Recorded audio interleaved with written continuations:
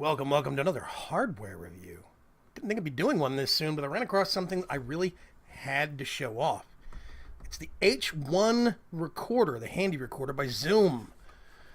This is it right there. Now I'm actually going to have some up close footage that I'm going to be showing, but basically the recorder comes in a nice simple box. There is a default black model or the white model. They run about $99 American on Amazon.com. I'm not sure how much they're going to run in pound sterling or so on and so forth on European Amazon, but just under $100. Now, it is a handheld digital audio recorder. You can actually flip this over right here and show the back of the box. But the handheld digital audio recorder, why is this such a big deal? Why do I have this? Well, there's a couple of different purposes for this thing. First of all, this is a new 2.0 model that actually behaves like a USB microphone. It also does digital audio recording to micro SD cards, and it takes external input, which means you can get lavalier mics like these. One of these is a newer. It is the black one, basically, and it is about $3 on Amazon.com. They actually sound a lot better than you'd think. The white cable right here, that is actually an old set of iPhone headphones that have been trimmed off. I took the earpieces off. It's just the microphone now. It's been trimmed down to one lead. And it is astonishing how good those things sound for lavalier mics. Now, why would you want a lavalier mic? Well, this footage right here that you're seeing the box in is actually being shot on a GoPro. GoPros are designed for on-the-go punishment-taking video. I'm going to be using this a lot more often for conventions, for interview footage, and for general life stuff. And I've been wanting to find something that would work as a lavalier mic. Well, between being able to use a standard cell phone and with one of these and a newer cheap lavalier mic plugs into any microphone jack, you can use it with your cell phone and an audio recording program, or you can use it with something like this. This is what I got. The Zoom. I'm actually going to go ahead and unbox this. I'm going to warn you, I have opened this once before, specifically because I wanted to make sure that it worked. I opened it up, plugged it in, and went through the paces on everything. Now, it comes with a whole bunch of paperwork that I'm actually going to pull out here real quick, and I'm going to show you. Let's get the box and put it over here.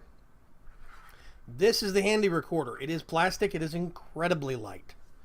So you get downloads for Wavelab LE, and you also get a download for Cubase LE. These are audio editing programs. Now, I can't flip these over because there is a code to actually register this software in with these companies, but you get full-blown legit versions of Wavelab and Cubase for audio editing. I don't know. I haven't tried them yet. I'm not sure if they're better or worse than Audacity. So, you get a lot of warning paperwork.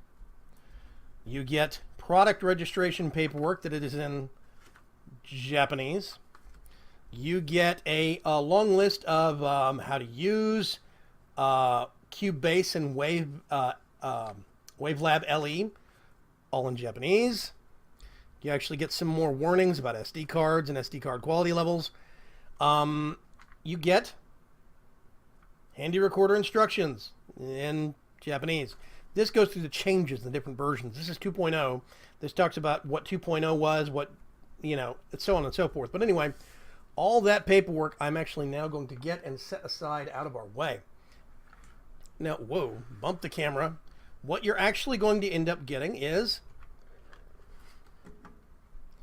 the Zoom itself, the Zoom H1 handy recorder. And it is nice, small, and simple, right? You do get a battery. I'm actually going to see if I can get this out. You can see there's little tears right here and right here where I had to get the battery out previously. And you even get a nice little container. This container comes with a micro SD card and an adapter so you can make micro SD cards readable in standard SD card readers. I happen to have a micro SD card reader. I got it for the GoPro, so that'll be fine. Now, you flip this over. First of all, I'm going to actually put the battery in. Same battery they send with it. I have not swapped anything out. And you'll notice that one really cool thing I love about this, there's parts that show as it being, I don't want to say cheap, but you know, you can definitely feel the lower budget pricing on the audio. One thing I don't like, or you can feel the lower budget on some of the actual equipment. One thing I'm not a big fan of, I'm just going to slide this in right like that. That pokes in. There we go. And then we snap this door closed. This door feels very flimsy. That is the only real complaint I have so far, is that this panel feels extremely flimsy in how it actually works. But I'll just show you real quick. It's got a simple record button. Now, that's not going to do anything unless you have power on. There's one thing I really like about this right off the bat. I'll show you. Hold for power. You actually have to hold this down, and the whole thing comes to life. You cannot accidentally turn it off. You see? I have to hold. Goodbye. And then the audio actually goes out. So, I mean, the screen goes off. So you cannot accidentally turn this thing off. It's a really good design.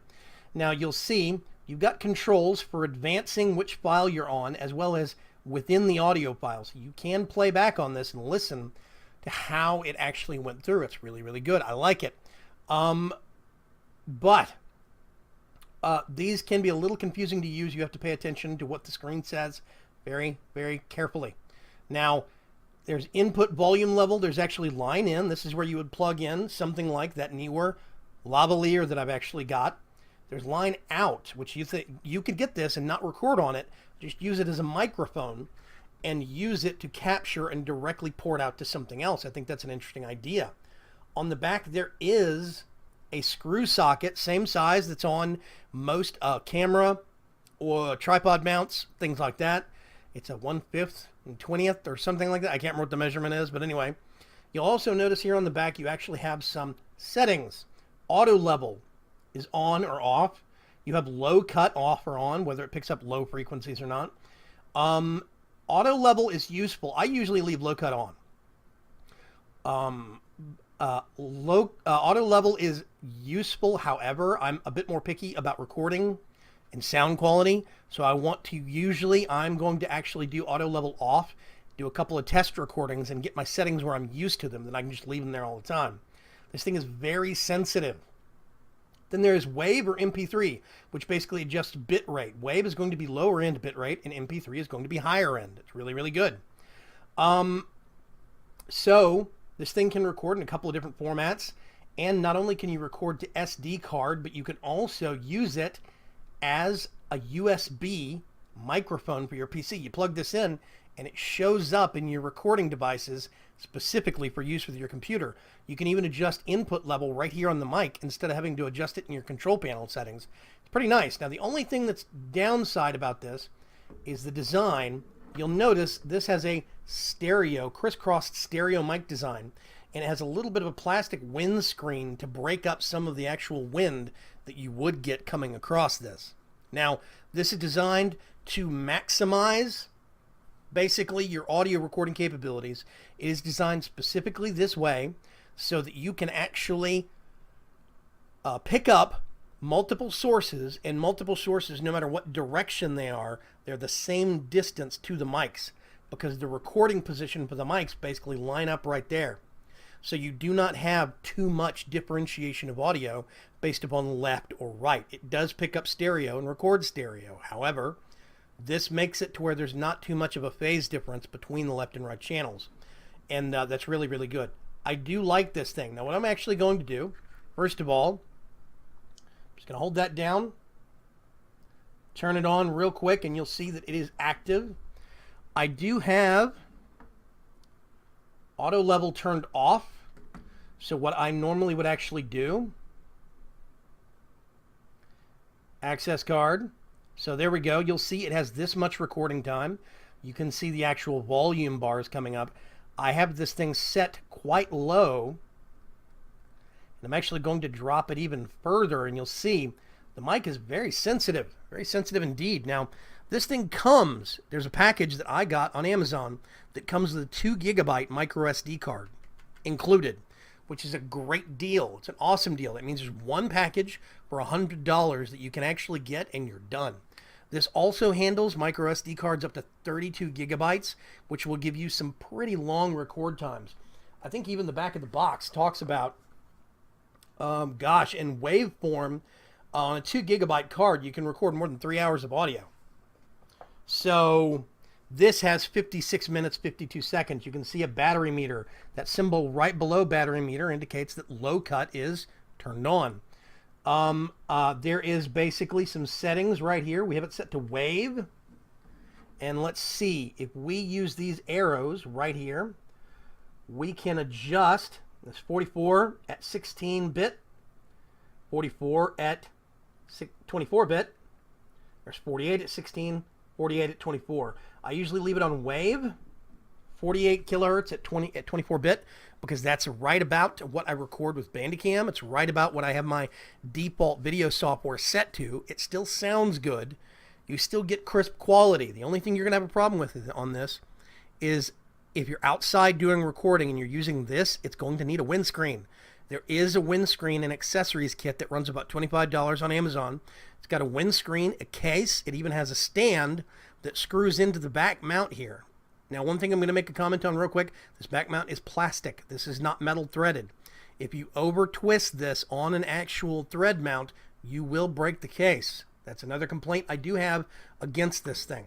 But if I hit record right now, you're going to see the light go on. We actually have a peak indicator. This will flash if we're peaking too much. And we actually have live left-right meters. I can even push this a little bit out of shot, and you're still seeing the fact that I can move back a ways. This is a very good directional microphone. Even my own snowball starts reaching its limitations when I push back too far, and this microphone can still pick me up. So what I'm going to do now is I'm actually going to do some side-by-side audio comparisons, and I'm just going to show on screen some text about what I am recording at what settings, and you can listen and compare for yourself. This is the Zoom H1 digital recorder using built-in microphones, recording at 44.1 kilohertz, 16-bit wave format. Again, this is the Zoom H1 built-in microphones recording at 44.1 kilohertz, 16-bit. This is the Neewer lavalier microphone recording on the Zoom H1 digital recorder, 44.1 kilohertz, 16-bit. Again, this is the Neewer lavalier microphone recording on the Zoom H1. This is the Zoom H1 in USB microphone mode, being recorded with Audacity. This is at 44.1 kilohertz, 16-bit. This is the Zoom H1 in USB mode. You will notice that it picks up all of the background noise in my room because it has a wider pickup range on the microphone. That's the fans in the background that you're hearing. Again, this is the Zoom H1 in USB mode, 44.1 kilohertz, 16-bit. Okay, so the Zoom H1 digital recorder, I've actually been very, very impressed with its functionality and its flexibility. You do have to make sure and aim it at who you want to record. That's going to be best result. I do think for being made of a very lightweight plastic, I think it is actually very good construction and quality. It is very solid state on the inside and very, very tight in the design. They fit a lot of electronics into a little package. Now, the only complaints I do really have is the fact that there are parts that I think that are poorly designed. Like specifically, for instance, that screw socket right there is plastic. So which means is if you're screwing this onto a metal mount on top of a tripod, if you over torque it, you will actually strip the screw heads and the screw threading in there. And you will make life hard for yourself the next time you want to screw this down. So you have to be careful with that. Problem number two, I think the actual door on the SD card slot is a real flimsy door. I think they could have just put a pop in, pop out. Just leave the slot open. and or have another slightly more mechanical door, or something just easier to get a hold of so you can get this door open. Me and my big fingers, I have a hard time getting that door off right there.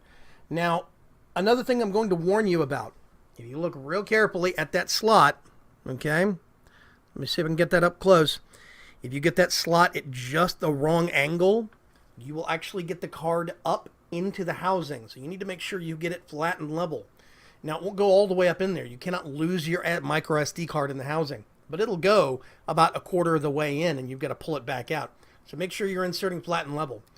I think aside from some points where you can see they cut cost, I do think this thing is very fantastic. Now, I recorded most of my test recordings 44.1 kilohertz, 16 bits, specifically because that's a good, I think, minimum baseline.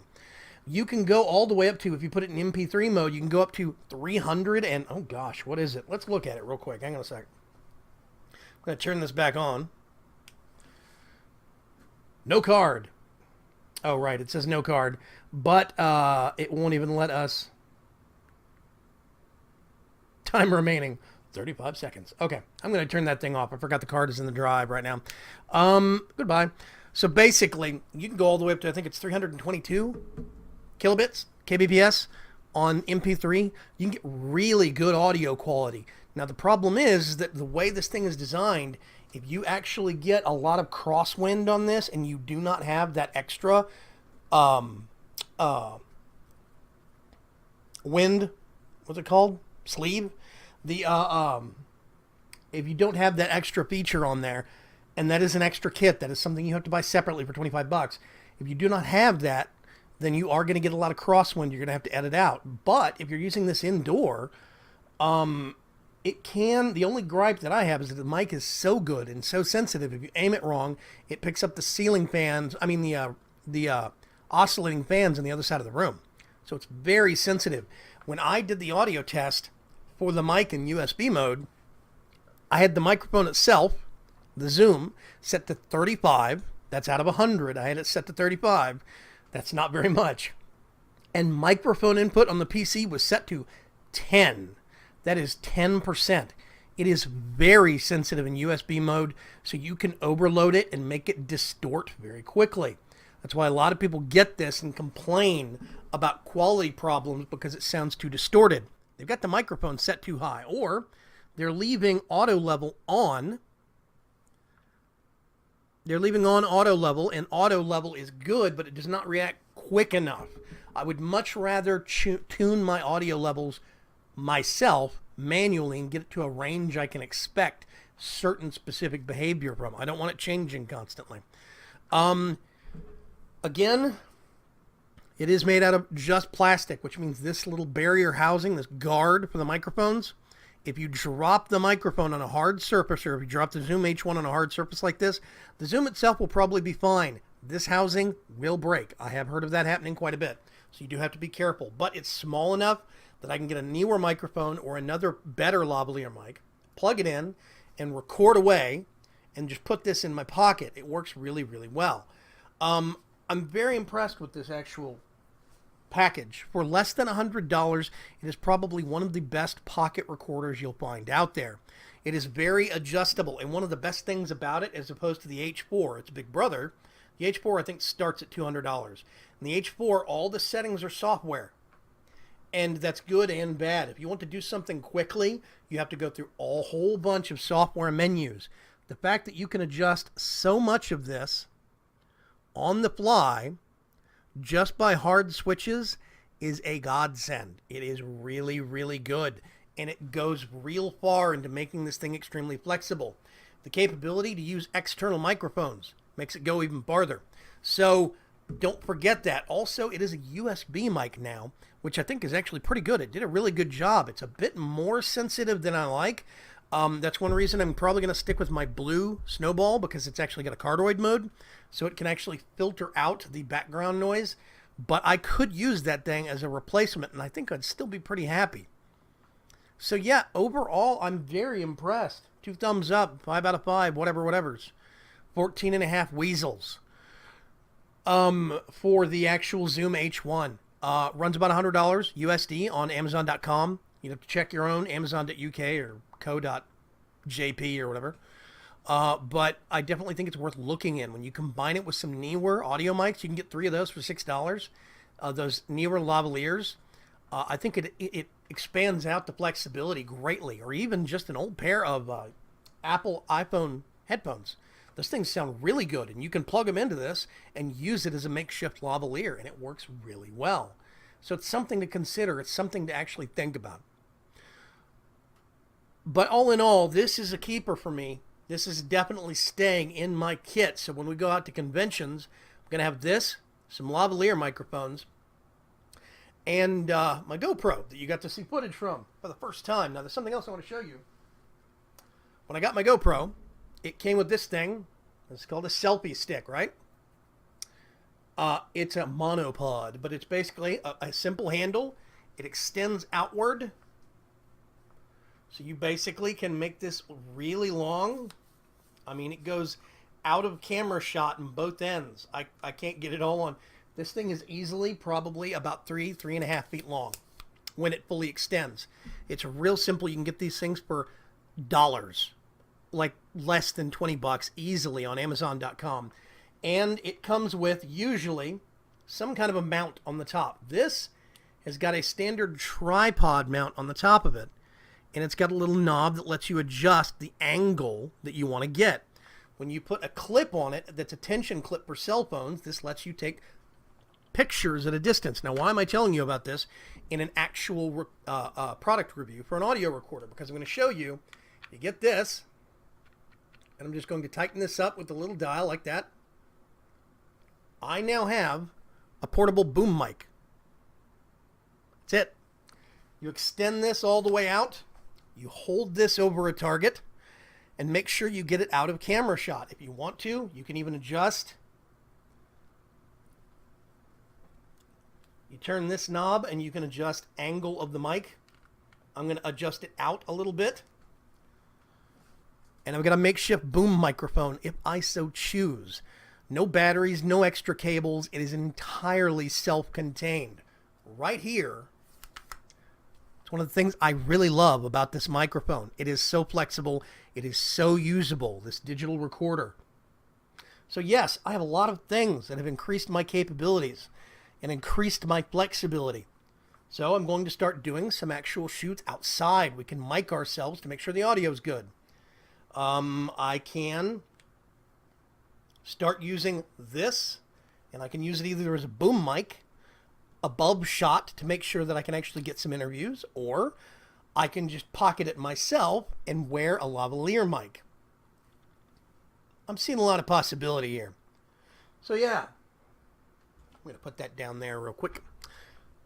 Thank you very much for joining me on a quick, not so quick, review of the Zoom H1. I'm impressed. Hopefully you found this useful and informative. I'll talk to you later. Bye-bye.